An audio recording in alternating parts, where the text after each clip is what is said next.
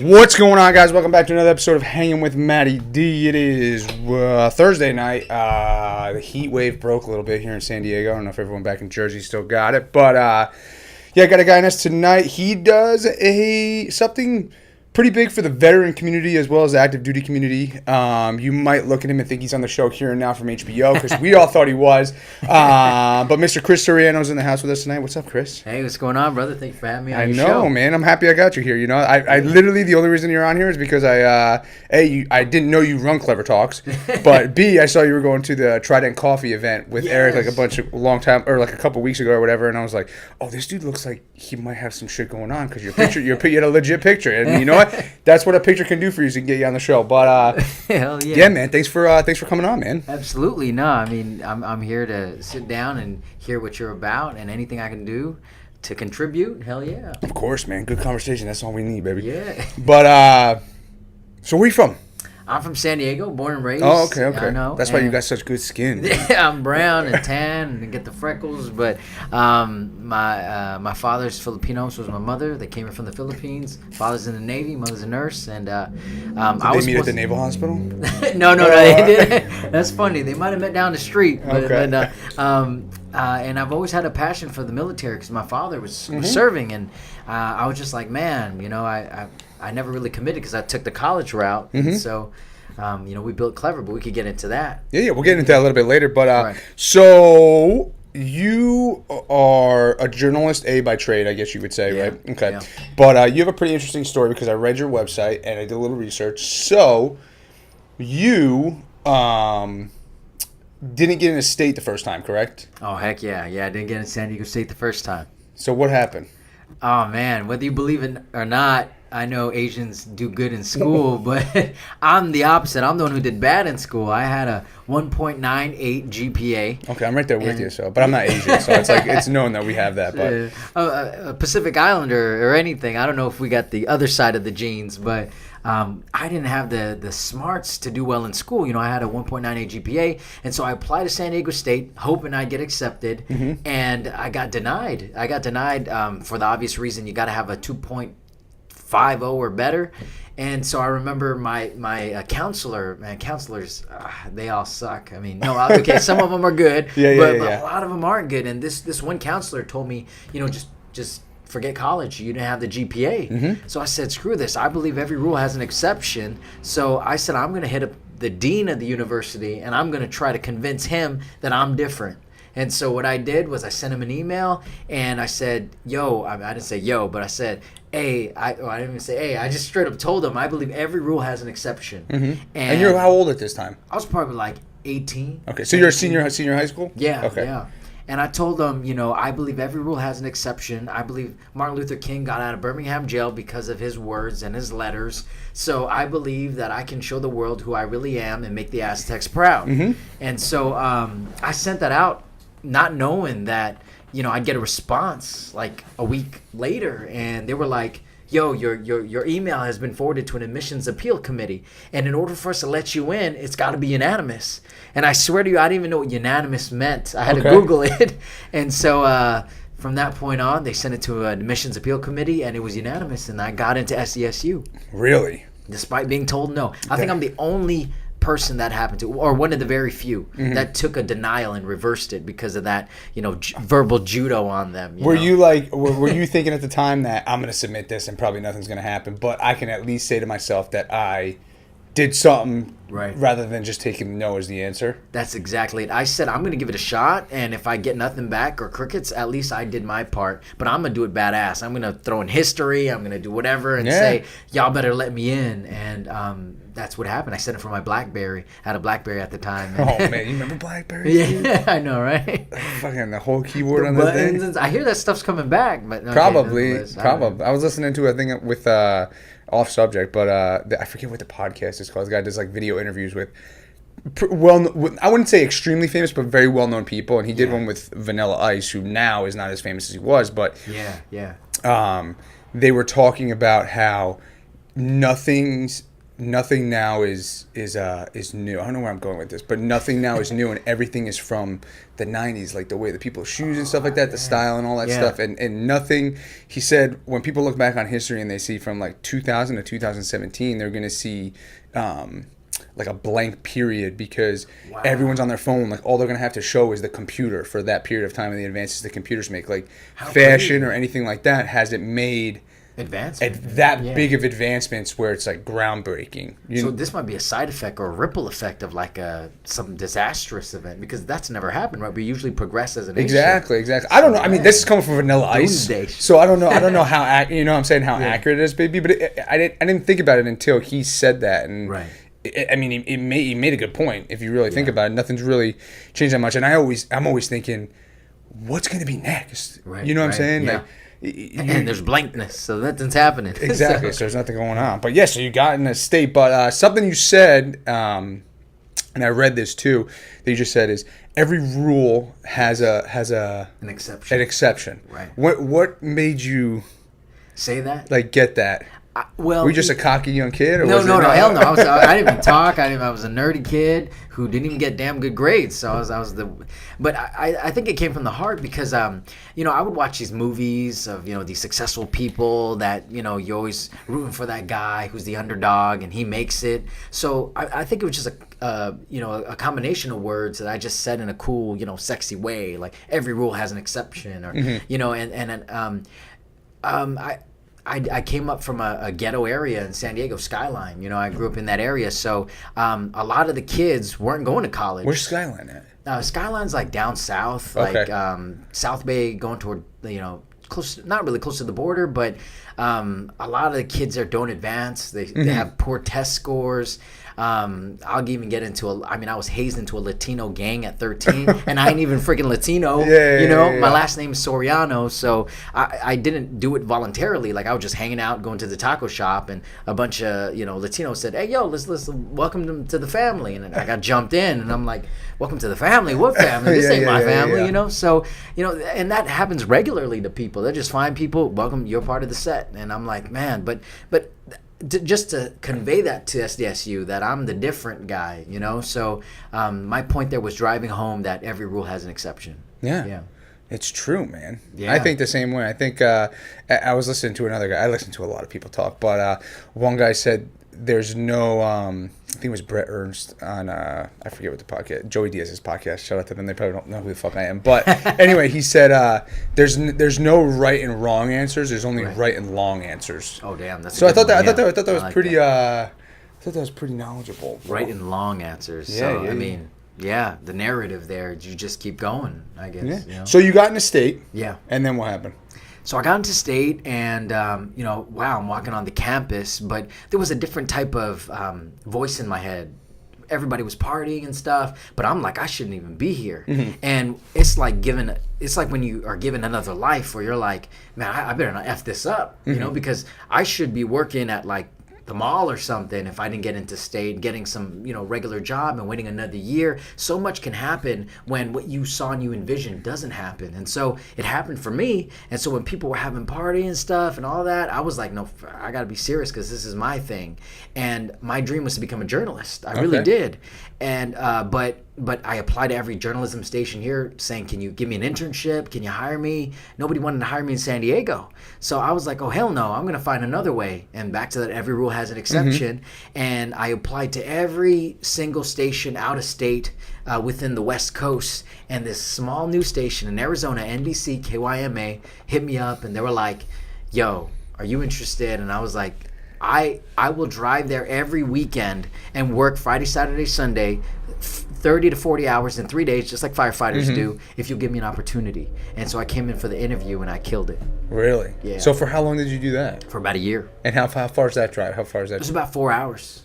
4 hours every weekend. So I'd go to school 40 hours, and then after that, on a Thursday around midnight, I'd hit the road and I'd get Just so you there. can hit that traffic and you can start working early. So I can, get ready in the morning and everything. I put in my tie, and not only was I a journalist, I was an anchor and reporter. So I got to do the whole show. I got to really? repeat the news. I got to be in the fields.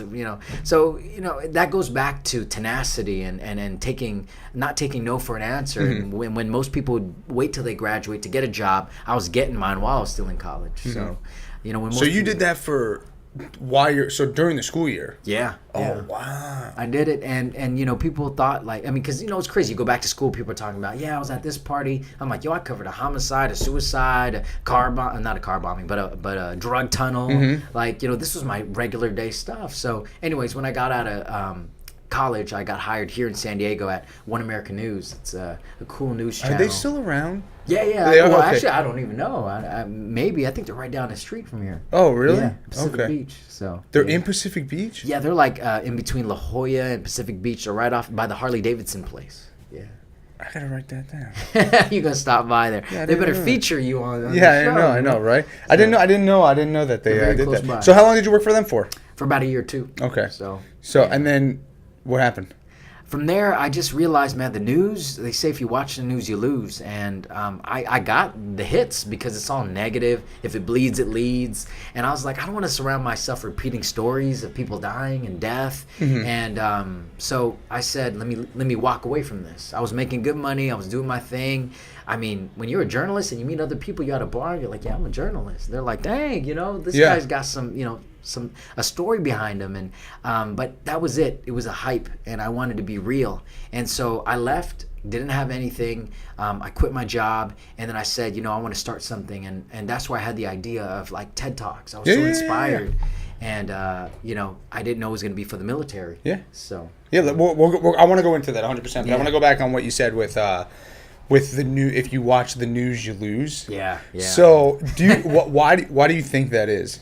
Because when I was reporting the news, they say people are biased and they have their agendas and stuff. And I went from how do I say things without saying things, and how do I make it indirectly? But it's just, I felt that when we reported on something that dealt with death or the war, imagine surrounding yourself with that narrative every single day and taking it home. Mm-hmm. And I'm the one who read this stuff, so I had to read this stuff, memorize this stuff, recite this stuff, and that was just heavy every single day until I'm going to bed at night repeating some of these stories or waking up to it. So bad enough you got to watch it, bad enough I got to read it. So I just didn't want to live it, and that's what I was doing every single day, and I wasn't happy. And I was wondering, why am I so, when I see a car explosion or something on the news or a bombing or a shooting, I'm like, I'm not surprised. Yeah, just another day or something like that. Yeah, and that's when stuff's going crazy in your mind. You know? I was thinking more along the lines with you might not get all the news, or that the news technically isn't the best source to get your news. Right, you know absolutely. what I'm saying? Because I found this interesting. We went, so we were back home last week and we did the NBC studio tour. Oh, cool. I'm from New Jersey, so but I'd never done that stuff, and she wanted to do it, so I was like, yeah, let's do it, whatever. So we went there and they took us into, Lester Holt? Yeah. Everyone knows him. He's like the pale-skinned black guy with the glasses. He's been doing the news for years. Yeah, right. He's just until Me Too comes around. But so we went to his studio, and he has a very cool studio. All the cameras are robotic. One guy's in there moving one camera, and that's it. Yeah. But he has this table, which is really cool. So it's a glass table, and it's an L shape. Nice. And he sits at it. And there's 4 screens. It's like a plexiglass, I guess. And there's 4 screens under it. So one screen is him. Yeah. One screen is the other news stations. Yeah. The other screen is his Twitter feed. Crazy. And then the other feed is to see the reporters that are going to be reporting for him, so he can make sure they look good, and before they come on the camera, they're not playing with their hair or picking their nose or anything like that. But I was thinking along those lines, because it's just funny that him being the news, he still has Twitter pulled up and all that other stuff, because most of the time some of that shit's the first one to get your news, and then you're like, I already knew about that through Facebook or anything like that. So I wonder if in ways that the news, the smaller news stations, are being consumed by social media and stuff. of that sort. Yeah, I think so. I mean, they say that Facebook will and Twitter will take over the news in the future. Like you're seeing your NBC, CNN are now your Instagrams, your Facebooks, and your Twitters in the future. I mean, Gary Vaynerchuk said that. So, we're seeing it faster there than we are now. Like sometimes when I see a helicopter flying over, I'm on Facebook saying, "Okay, what happened?" Yeah, because the news didn't even get to it yet. Or Twitter or something. Yeah. I mean, I don't even use Twitter, but I know that a lot of people get their information heavily from Twitter. A lot of people do, and it's instantaneous. Yeah, that's exactly what it is. It's like they have those apps like Nextdoor and like Get It Done app and stuff like that, which is these smaller outlets for, I guess, smaller communities and stuff like that for them to get their outreach to. Right. But yeah, it's not. You a fan of Gary Vee though? Yeah, huge fan, just because of his practicality and just being very straightforward and real. So at first I was offended. I was like, man, I'm gonna turn this guy off because it made me feel like. Why'd you get offended? Why'd you get offended? Because a lot of the stuff that he would say is like real, and when stuff connects, like when it's like a counselor or a therapist asking you deep questions and you don't even want to answer it, that's when you're getting somewhere. So when he would say things like, "Oh, y'all calling yourselves motivational speakers? Like, what are you so motivating about?" Or he would say something like, because I would give public talks and I'd be like, "Man, Gary Vee said I'm a nobody," or I would let that eat me up inside. But then he had a better positioning on that, meaning if you're a motivational speaker, don't talk about it, be about it. Yeah. See, I don't know how I like what he's about. Yeah. I almost bought his book actually like a couple weeks ago, and I bought these chat pads. This is like months ago, but I was like, you know what, I'm not going to, because here we go. You can see everything he does on the internet. You don't need the book, because everything that's in that book you can get for free on YouTube. And or that's what he like says that. he does too. He gives it out for free. And it's there. It's just you got to go searching for it. You got to go digging for it, like most things in this world. Right. But I don't know. It's just he is. I want to say a Tony Robbins kind of character, but for the millennial generation. Because I'm pretty sure he got famous off of selling wine. Right. How he built his whole empire and stuff like that. But what does he do now rather than just tell people the truth? I know, right? Yeah, I think he's a consultant. Yeah, I don't even You know. understand what I'm saying, though? Like, I'm not ratting on him. I think what he's doing is phenomenal. He changes so many people's lives, and he makes things happen for people. And if I ever got the opportunity to shake his hand and meet him, I 100% would. There's no doubt in my mind. But you're being real. Like, what's he doing behind? There's no smoke and mirrors. Or is there? I mean, like, but I think he just makes people realize exactly what it is. But I don't know. Those guys have me skeptical because I don't know. It's like, it's weird. It's like, I don't know. So this is a perfect example, I think. You ever seen the book, The Subtle Art of Not Giving a Fuck? Oh, I've seen it. I've never read it. Yeah. So I bought it. Yeah. I read the first 2 chapters, and I'm like, I fucking already know everything in this book. Like, I don't. But in my head, I said to myself is, maybe I already have the same mentality. I didn't finish the book because I'm like, I don't give a fuck. Exactly. The book's you title. already know. You're living it. Exactly. And I said to myself is, I already know this, so is this just people don't know how to do what I'm already doing? And maybe, it was. So you were like the smart one that said, you know what, I'm not going to continue to fall into this trap. Because they gave all the content for free anyway. And it's like when you watch a movie trailer and it's everything in the movie sometimes, and you're pissed off when you watch a movie because you're like, I saw this. The trailer was better than the movie. That happens so much. Yeah, I know. That happens so much though, man. Damn, man. I know. I saw Sicario 2, which was pretty good. Was it I like good, the first one better, but nonetheless. The trailer to me was better than the movie, but that's just me. Yeah, I like the first. I haven't seen the second one yet, but I've seen the first one. I like the first one a lot. You'll get what I'm saying. My favorite part is when he goes, he's like, "You're American, I won't understand." Like Benicio del Toro says that for the first one. No, they had the bump stock this time in the trailer. It was just like they brought a lot of relevant topics. Yeah. It's just like, but nonetheless, that's another day. Don't want to get shot by Sicario out there. Yeah, I know, right? They're close, so you gotta watch out. We drove to Texas, me and my buddy, to go visit my other buddy. Yeah. And we drove right past Juarez, and my buddy's like, "Yo," and we just watched Sicario like a couple weeks before. Pretty funny though. But Perry says, "What's up? What's up, Perry?" Perry, what's going on, brother? So you got out of One American News, right? Yes. Is that what it was called over here? And then you realized it was taxing, obviously, working as a full-time journalist, news reporter, whatever. So what came of that from then? So from there, I just said, I wanted to do something else. I didn't know what to do. I mean, I just knew I wanted something different, and I think a lot of people go through that period in their lives where they're just kind of lost, but they're trying to put the pieces together, and obviously you'll run out of money if you can't put the pieces together quick enough, right? Because we all got bills to pay and so on and so forth. So that's when I said, you know what, I'm gonna make something that inspires me, something that's similar. And I saw a lot of TED Talks. I think TED was growing, and I said, this is awesome, whatever this stuff is. But then I started looking at the people that could go, and I think a ticket is like $6,000 or something like that.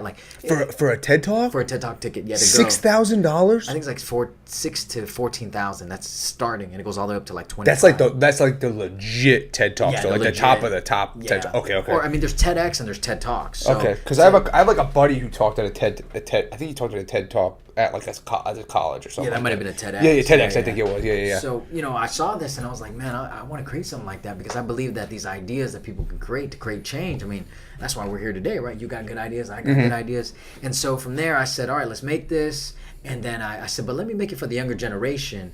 And when I made it, at the end of the day, I was asking people, what were your thoughts? And then a lot of people came up to you, like, I'm a former Marine, I'm a former Navy SEAL, all these formers. And I'm like, go figure, right? San Diego. All these This is before you did your first one?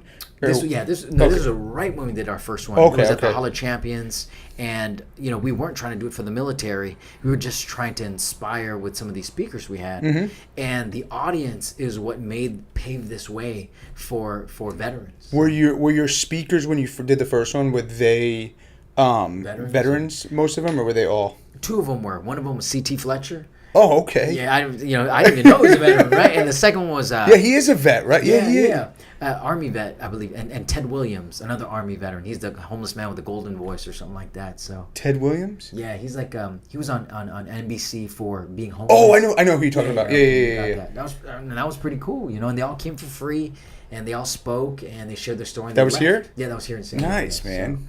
So, and we just we kept going from there. Funny story about C.T. Fletcher. So he's like a big bodybuilder. My buddy Bwen, shout out to Bwen. He is watching right now. Going, what's he gonna say?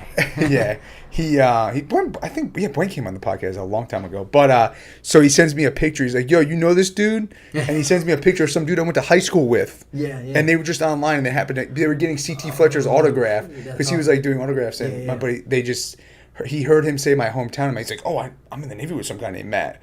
From Paramus. He's like, we're graduating high school together. It was just a funny C.T. Fletcher story, though. But some good stuff. Yeah, he's from Long Beach, so you'll probably see him again. Oh, he's a gangster, man. Yeah, that guy.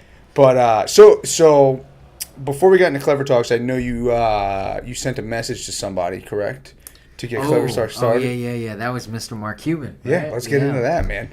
Man, the whole Mark Cuban, the legend, the guy. So a lot of veterans wanted to create businesses, and they were asking me. The term vetpreneur was not out yet, and these guys are like, "Yeah, I want to make a business. I just got out." I mean, these are young guys, like 20, 26, 27, maybe one term, and they're out of the military.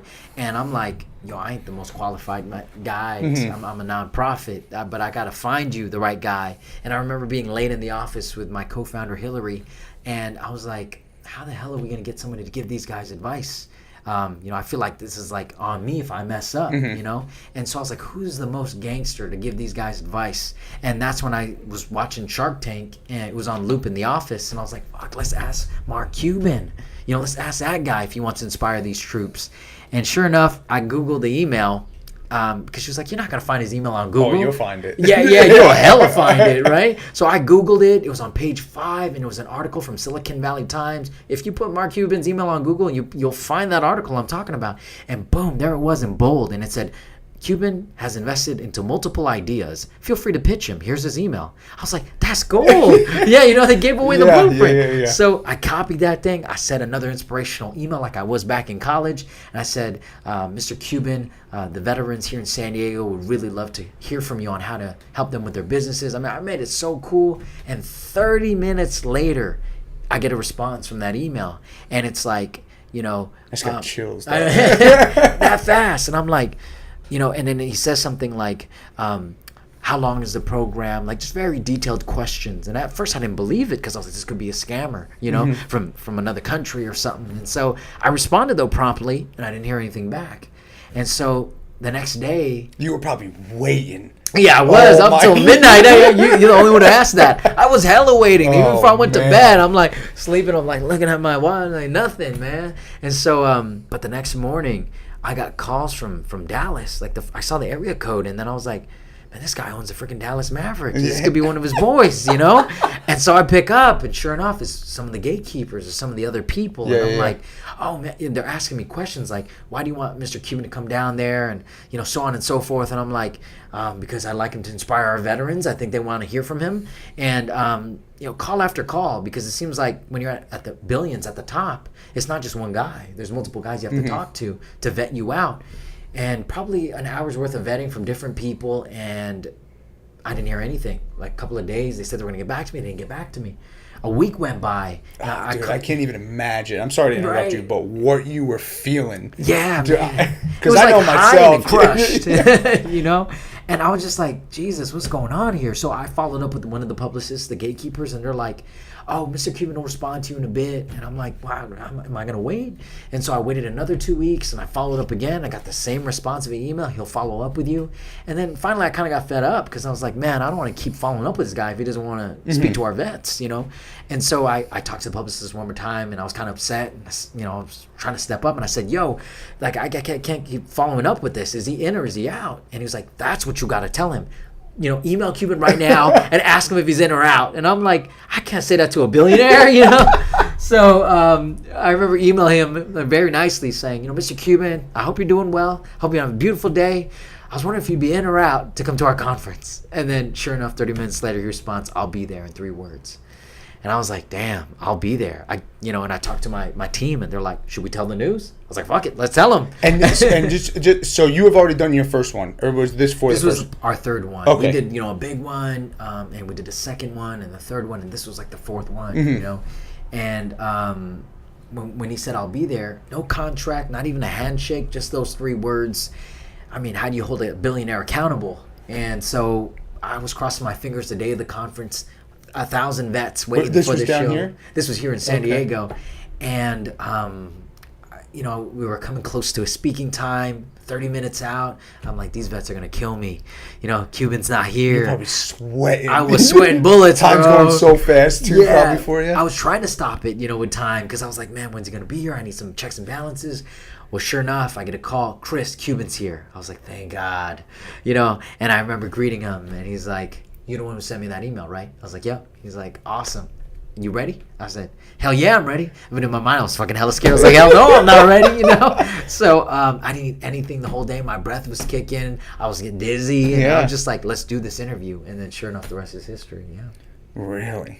Yeah. So what did he bring to the table for you guys? He, gave us his time. He spoke. He shared his story. Took some photos. And after that, he took his private jet and flew back home. That's fucking incredible, dude. Yeah, it was. I think he has the Guinness World Record for the largest online purchase. It's like $57 million for his jet.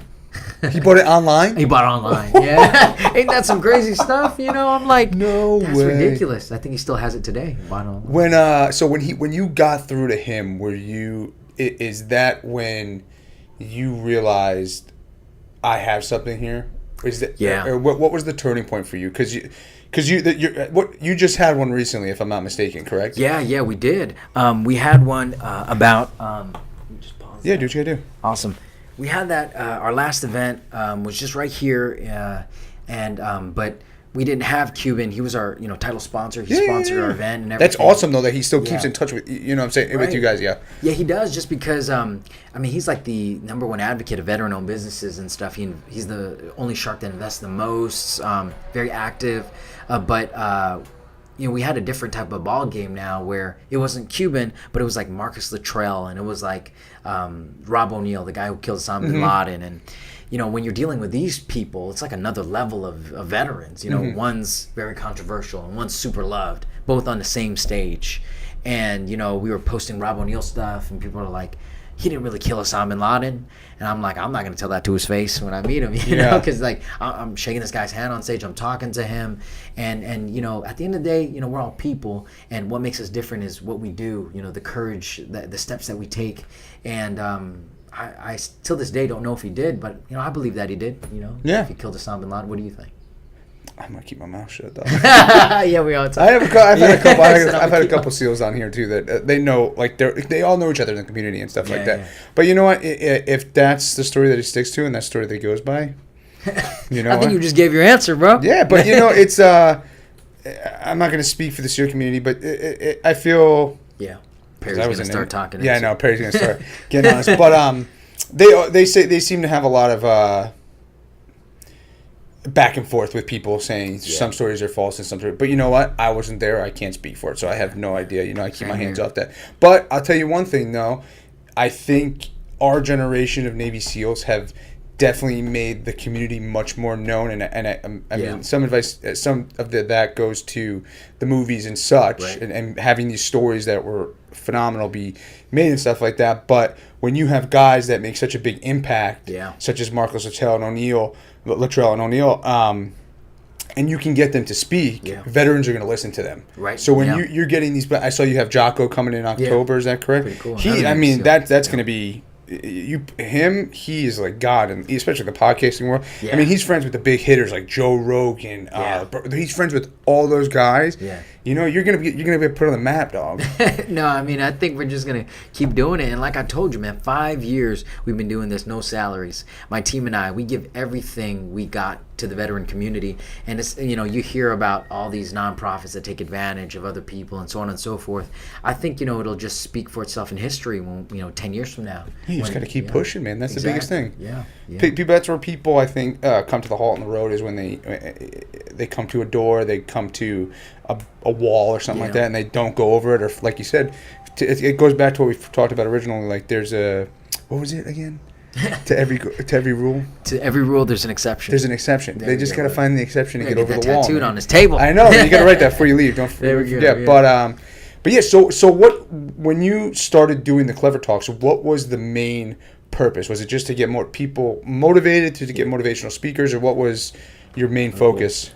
Well, our goal was just because, you know, at first I was like, let's just inspire people. You know, when you don't know how to run a company or a nonprofit, you just go with the intention of just, you know, your gut. And my gut was just telling me, yo, let's just inspire people. But now we redefined it. We said, let's share their ideas. You know, let's, you know, and then people are like, that's too vague. Well, fuck, we've covered all these people from Marcus Luttrell all the way down to Cuban. And I guess ideas seem to matter if these guys are speaking on our platform. So that's our goal at the end of the day. You got a damn good idea. We want you to share it on our platform, especially if you're a veteran, because oftentimes when you're in the service, nobody hears your ideas. You adapt to a system, but when you get out, you create a cool business. You become like John Paul DeJoria is the founder of like Patron, and Paul Mitchell, another billionaire, and he's a veteran. You got Morgan Freeman, who's a veteran. You got Mr. T.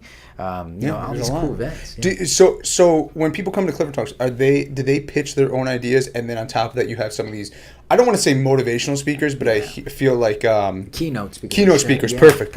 Yeah. We have panels. We also have vendor booths, tactical companies that showcase what they do. I mean, even Trident Coffee was showcasing, you know, their cool cold brew, you know, and I just never found a community where you could come to it and show what you got, that you learned from the military. And I think that's what it is at the end of the day, just a community of people that want to get together, connect, and share what they're all about. Are you guys mainly just doing this in San Diego? For now, yes. You know, our goal is to expand in San Diego, be a trusted name here, and then eventually go to Virginia Beach, the big military cities, East Coast, West Coast, do it SEAL Team 1, 2, 3, 4, 5, 6 now. You guys definitely got to get on the East Coast. Yes, absolutely. There's a huge veteran population over there. Yeah. And you know, it's just, and it's like we said, it's a slow build, and it's just something that you just gotta. You enjoy doing it though? Yes, I mean, you know, I put 40 hours a week into it, and, you know, I start my days early. I start at 2 a.m. I saw that. I was going to ask you about that. You're like, how the hell do you sleep, bro? People are like, you ain't really starting at 2 a.m. You know, in comments, I'm ready to get a couple of, funny guys. But, you know, I started my days at 2 a.m. when I was a journalist. That's why it ain't no thing to me, because our first newscast is at 4 a.m. And then from there, our next newscast is at 5, and then we do another one at 9. Is it the same thing over and over again for those hours? It is, practically. But we kind of adjust our intro. So it's like, instead of a pipe bombing was behind me, it was like, did you hear about the pipe bombing? Same paraphrase. But my co-founder Hillary and I came up with the concept of waking up at 2 a.m. because she was a journalist too, and she was like, yo, I'm gonna hold you accountable. Get up at 2 a.m. so we could get in the office versus get into the gym. And this is like a company culture now. So maybe nobody wants to work at Clever Talks, but we get up at 2 a.m. Is it just you two? It's me, Hillary, and Zach Gomez. So it's 3 of us. Okay. So, And you do this full time? You don't have another job? You just do this? So I do consulting, like I'll build websites. Oh, okay. And You do stuff like okay. that to just we got to make money somehow, right? Yeah, of course, man. So me and Hillary, we collaborate. She has a PR company, public relations, cool. And it's been fun. Have you filtered the Clever Talks to just be guided towards veterans? Yes, Okay. that's all it is. Just the veteran community and active duty military. Okay. And eventually we want to welcome other communities out there, but we just feel like there's so much here, Yeah. And eventually we'll We expand. need to get you guys up at Camp Pendleton. Oh, hell yeah. Yeah, doing You up got at Camp some Pendleton, yeah. And we need to have General Mattis up in this. Yeah. There you go. Mad Dog, get him on here, right? Yeah. Wake up all the damn So sleepers. you what time do you go to bed at if you wake up at 2 in the morning? 8 p.m. So Well, you're gonna be a little late. Yeah, you're gonna. That's all good, man. I get 2 hours of sleep. You hear about these service members. Even you in the field, man. You probably got barely hours of sleep. So, we're living in paradise here compared to what they're doing overseas. Yeah. It was fucking. To be honest with you, I got some of the best sleep over in Afghanistan. I mean, you're not doing Damn, shit. that's It's hilarious. just outside into the stars. Some people tell you that, man. You get some of the best sleep, and I took some of the best shits in Afghanistan. I'm not gonna lie about that. But Funny, man. what was I gonna say? What was I gonna say? Oh, I want to talk about some current events and stuff like that. Hell yeah. I have some stuff on here. So, what do you think about those fucking kids from Thailand, man? Oh, being rescued, the former Navy. I mean, it's amazing. I like positive news stories, but it's with the good comes the bad. I mean, what's your take on it? I just think, A, why the fuck were they in a cave? Yeah. And B, like, you're the real guy. There we go. We gotta get you on. like, why? That shit just doesn't make sense. It's you saying it's a conspiracy, brother? right. It's Yeah, probably. there we go. But Illuminati shit. no. You believe in that stuff? I kind of, I feel like there's higher people at the top. I've met some of the higher people at the top. 2 billionaires came to our last conference, but they didn't have Illuminati on their forehead or anything. But Yeah. I do think that there are people up there, but they're not called Illuminati. I mean, there's Bohemian Grove for crying out loud, and there's a lot of presidents. What is it? Bohemian Grove. You got to Google that. Oh, get into it. I want to know about it right now. Bohemian Grove is it's a all male. Is that where they wear the pig masks? No, they have like a. Are you into Colts real quick? Are you a Colts guy? You like the Colts? I don't like any Colts. I okay. respect everyone. So I'm just more like, man, there's actually something called Bohemian Grove where it's an all male type of fraternity type of thing where because I Googled this stuff. I mean, I'm a journalist. I got to research stuff. It's in Northern California, and Ernest Hemingway, every major president has gone here, and they talk It's about a place? It's like in the woods. Okay. It's like a unique place in the woods where people meet. It's like a retreat. Have you ever seen? Do you watch House of Cards?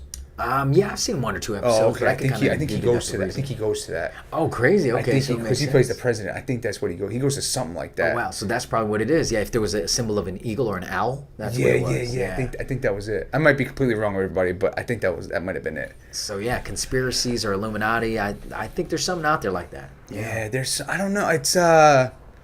It's crazy to think. I'm big into like the Freemasons because I feel the Freemasons.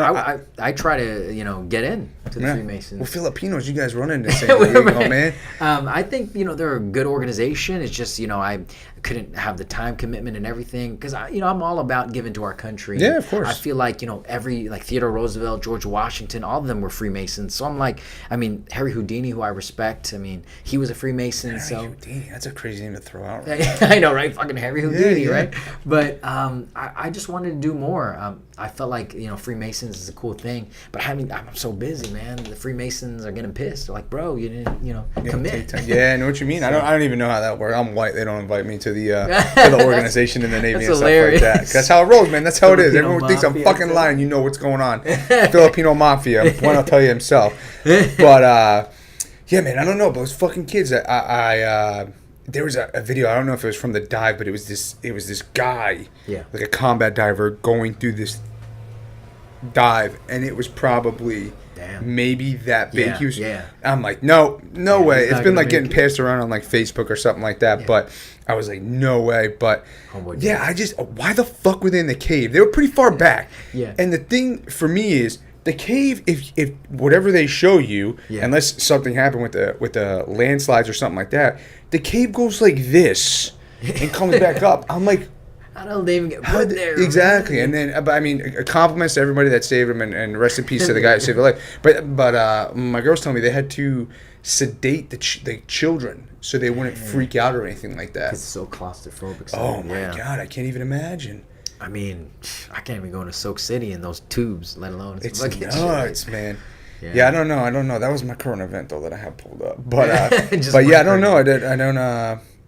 I don't know. Thank God they got out. I mean, that's going to be a movie probably within the next 30 2 minutes. years. Yeah. Somebody's writing it right now. They were making fun of them. They said they probably had agents in there like waiting for them to come out of the tunnel to like sign them for contracts for movies and stuff like that. That's hilarious. They're on phone with scuba gear. Like, exactly. That's funny. But so Chris, Agents. something I like to do as well is I have a couple. I got the chat pack here. Oh, So I do this at the end of every session, and we ask just a bunch of questions. So we'll go back and forth. Hell if, yeah. if we got them already, I'll tell you because someone put them back in. Gotcha. In the Chat pack. I like this. Here we go. Let's see. Fuck that. Some of them, they're like stupid. What'd you have for breakfast? Okay, here's a good one. If all drinking fountains could dispense another liquid in addition to water, what would it be? It'd be Trident coffee.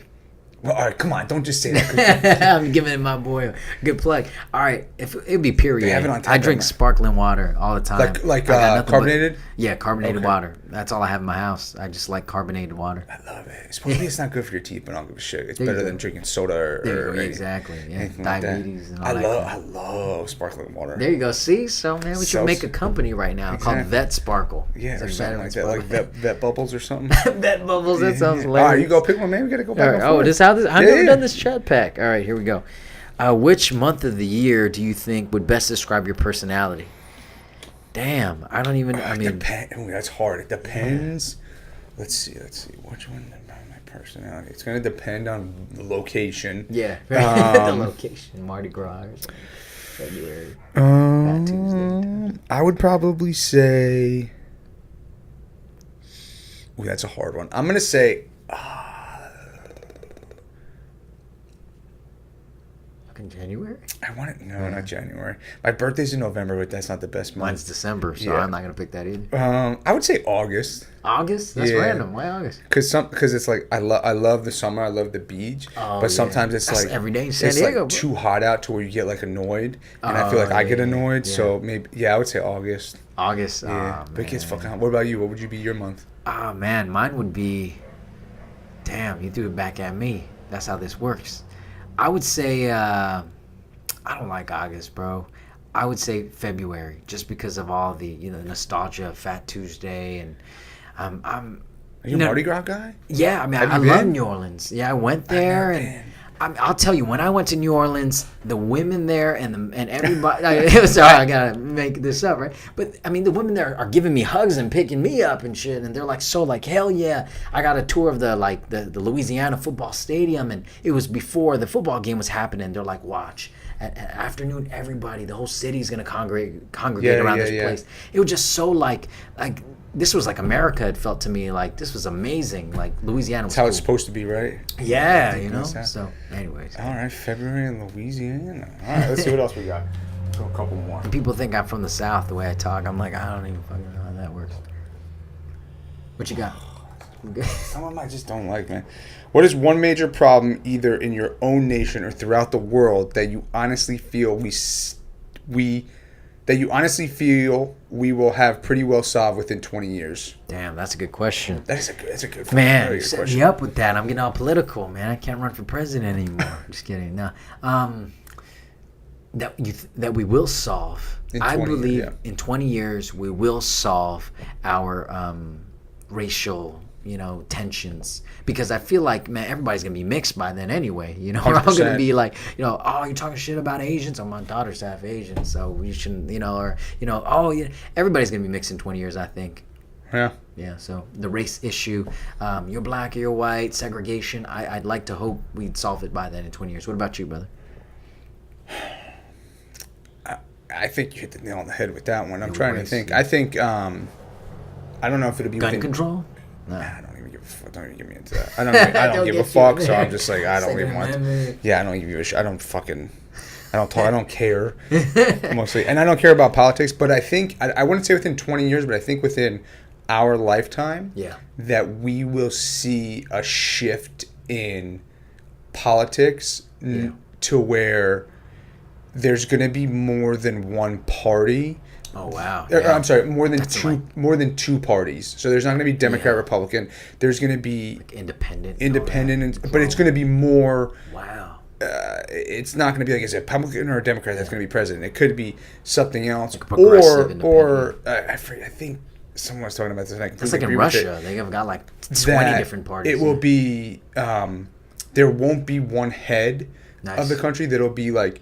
It has to be an odd number. There'll be like 3 to 5 heads of the country. Damn. And those would make the final decision makers. You know what I'm saying? That's pretty cool. That's House of Cards stuff. How'd you come up with that? Joe Rogan. I heard Joe Rogan talk about that. That's why. That's why I got all my great ideas. He's a genius. I'm aspiring to be. But there you go. He said that, and I completely agree with him. I think definitely, I don't think it's going to be solved, but I definitely think that we will see a change in politics, even though I'm not a political guy, within the next 20 to 30, 40 years. We'll see something different. No, I believe that. Do you think America will still be the most powerful country on the earth?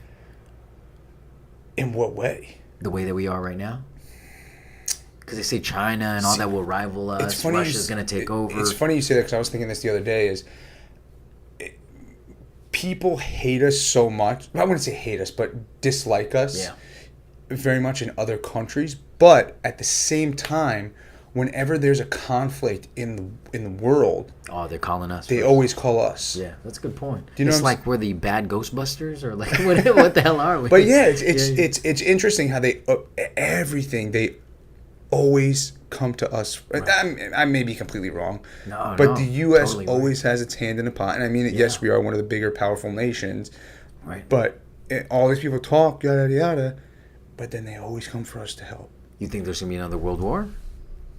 Most likely not, because we're nuclear warfare. Yeah, but it's not going to be what we think of as a world war. It's going to be different. Cyber warfare. Yeah, it's going to be something that we don't even see. We don't even know what's going on, you know? Yeah. It's going to be like in the waters. It's going to be in the cloud. It's going to be cloud war. It's just going to be guys like computers going like this. Call of Duty cloud war. Exactly. That's what it should be. Just for like... We should make that. That'd be another great idea. Just be like, people be all that. You just got to code against each other and stuff. Just code. But yeah, man. So let's go one more and then we'll wrap it up. Yeah. Here we go. Did you ask that one or did I ask that one? It doesn't matter. Fucking just ask it. Here we go. If you could have the voice of any famous person, living or deceased, whose voice would you want to claim as your own? Damn, that's a good one. I like that. Whose voice? If I could have anybody's voice. I'd have my own. Oh, it says if somebody else's. Oh, I have to have somebody else's? Any famous person, living or deceased. I'd have my own too, shit. Oh, shit. That's a hard one. Yeah.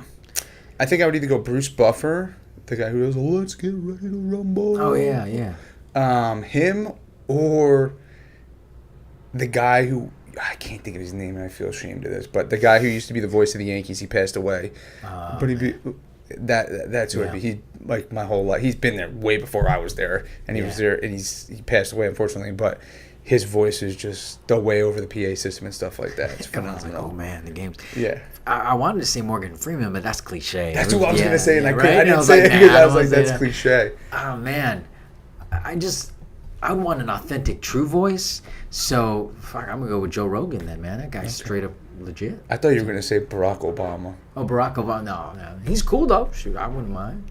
With his thumb thing. Oh, yeah, that thing. Yeah, man. He's all messaging us. Forget you guys. Yeah, I know, right? But Chris Soriano, thank you for coming on my show tonight, man. Yeah, no problem. It's been phenomenal. So, if people want to find Clever Talks, find you, ask you questions, want to come on, pitch their stuff, how do they go about doing that?